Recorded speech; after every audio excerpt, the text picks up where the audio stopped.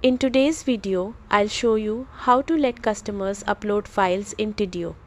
This feature makes it much easier for visitors to share documents, screenshots, or images directly through chat, helping you resolve issues faster and communicate more clearly.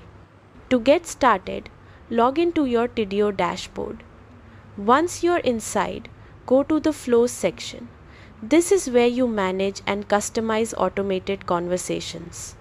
You can either edit an existing flow or create a new one, depending on where you want customers to upload files. Next, add a send a form action to your flow. This form is what your visitors will see inside the chat. When the form builder opens, add a new field and choose File as the field type. This is the key step that enables file uploads directly in the chat window. You can decide whether this file upload field is required or optional, depending on how important the file is for your support or workflow. Along with the file field, you can also add other fields like name, email address, or a short message, so you get all the necessary details at once. Once the visitor submits the form, the uploaded file appears in the chat conversation as a clickable link.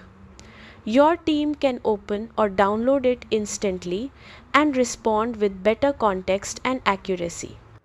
And that's it. You've successfully enabled file uploads in Tidio Chat, creating a smoother and more efficient experience for both you and your customers. Thanks for watching and happy chatting.